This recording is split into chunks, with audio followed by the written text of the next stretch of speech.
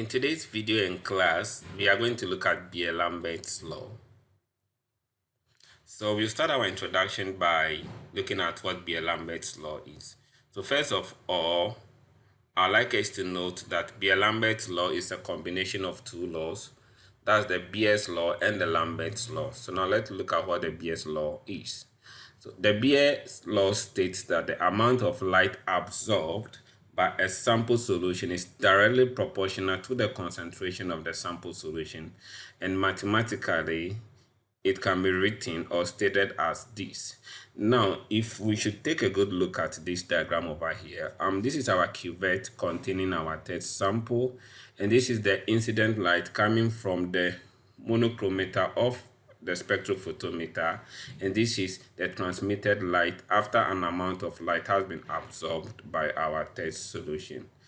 And again, one thing that we also have to notice that the intensity of the incident light is higher than that of the transmitted light because our test sample in the cuvette has absorbed an amount of light passing through it, and the amount of light absorbed by this test sample is directly proportional to the concentration of the test solution in the cuvette, and this is what the Beer's law states. So now let us look at the Lambert's law. The Lambert's law states that the amount of light absorbed by a sample solution is directly proportional to the path length of the medium through which the light passes, and mathematically it can be stated as this. And again, if we should look at our diagram over here, this is our cuvette and this is the medium through which our light will pass through, and this is the path length of the cuvette. Every cuvette has a path length. So for this cuvette, this is our path length over here.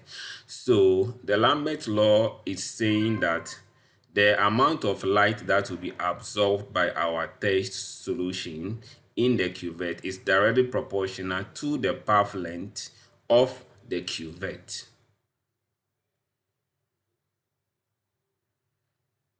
So now let's see what Lambert's law states. So it states that the amount of light absorbed by a sample is directly proportional to the concentration of the sample and the distance traveled by light through the sample solution.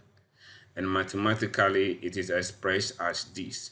So where A is the absorbance, and which is directly proportional to the concentration given at C, and the light path length, which is given as this. And one key thing that we also have to note in Lambert's law is that by the molar of proportionality, we introduce a constant which is normally written as this, which is termed as the molar extinction coefficient or the molar absorptivity. So if you are to introduce this constant over here, our Lambert's law will now become absorbance to be equal to the product of the extinction coefficient and the concentration and the path length.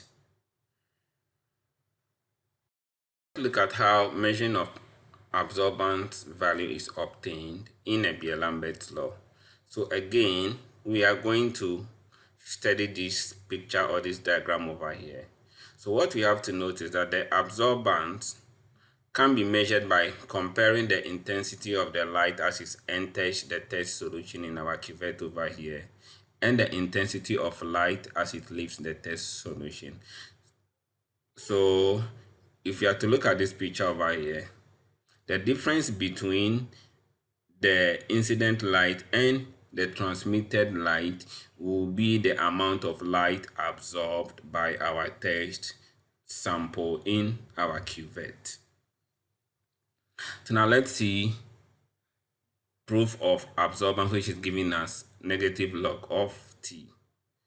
So first of all, I would just like us to look at some key terms over here. And again, using this diagram over here, so this is our incident light coming from our light source or the monochromator, and this is the transmitted light after an amount of the incident light has been absorbed by our test solution in the cuvette over here, and this is the path length of the cuvette.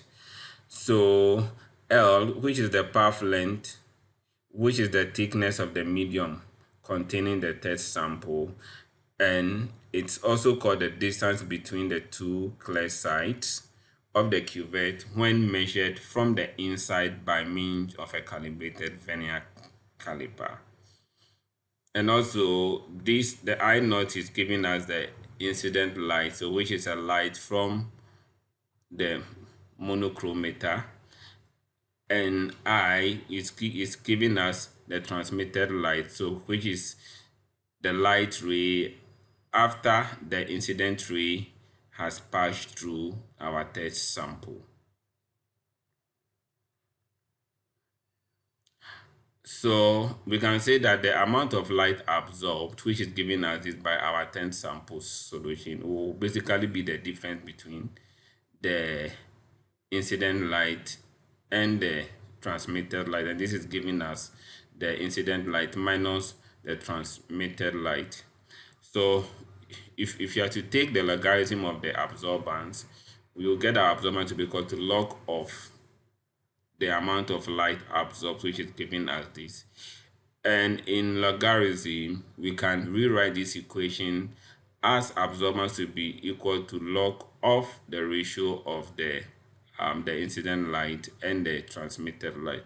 Again, from logarithm, if you want to take the negative of the log, you arrive at the equation which is giving us absorbance to be equal to negative log of the ratio of the transmitted light and the incident light. So where the ratio of the transmitted light and the incident light, which is giving us this, is given or known as the transmittance, and indicated with a big T, which is also the fraction of light passing through our test sample. So therefore we can say that this equation, which is giving absorbance to be equal to negative log of the product of the transmitted light divided by the incident light, can be written as absorbance to be equal to negative log of T. So where T is the ratio of the transmitted light and the incident light.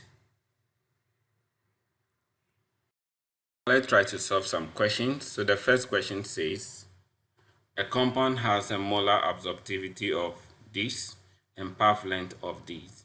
So if the light with intensity of this is made to pass through the test solution and the transmitted light hitting the detector is this, calculate the concentration of the solution. So first of all, so the equation that we are going to use is absorbance to be equal to negative log of the ratio of the transmitted light and the incident light. So if you are to substitute in the values, you'll get absorbance to be equal to negative log of the 0.12 divided by 1. So absorbance will be equal to this. So now let us also look at how we calculate our concentration from here. From the equation giving us absorbance to be equal to this, we have our concentration will be given as A, the absorbance divided by this. So if you have to substitute in the values from the question over here, we know our absorbance is given as 0.9208 divided by the 0.35 over here and 2 over here. So if you have to solve or calculate this, you will get our absorbed concentration to be equal to 1.3 molar.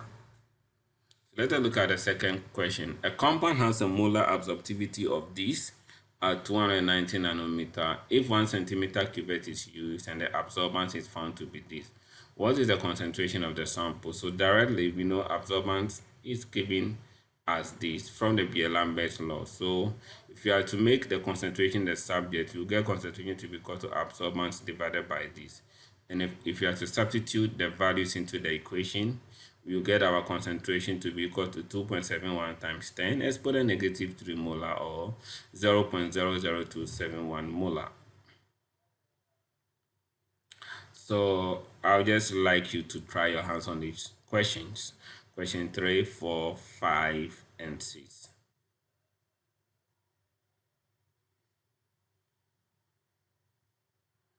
So now let's look at some factors affecting the absorption of light or the absorbance value in Beer-Lambert's law. So the first factor is the concentration of the test sample. The second factor is the path length or the thickness of the medium through which the light passes.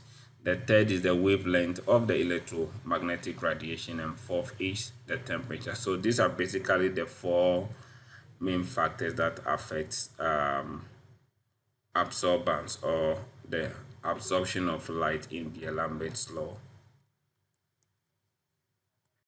Let us look at the calibration curve for the Beer-Lambert's law. So basically, if you want to plot the calibration curve for the Beer-Lambert's law, we normally plot the absorbance on the y-axis against the concentration on the x-axis, and we find the equation of the line, which is normally in the form of y equals ms plus b or y equals ms plus c. But if we should look at this graph over here, the equation of the line is given to be y equals ms. So where our y happens to be our absorbance, the m happens to be our slope, and s happens to be concentration. And one key thing that we also have to note and can be seen from the second graph over here is that our slope is always given as the product of the constant times the path length over here. So in summary, if you want to compare the Beer-Lambert's law, which is giving us this, to the equation of the line for a calibration curve, we can see that our absorbance is always giving us y, the slope is always giving us the product of the constant times the path length over here, and our concentration is always giving us s. So these are just the solutions for the trials questions, and I'll just advise you just go through the calculations and compare it with your answers.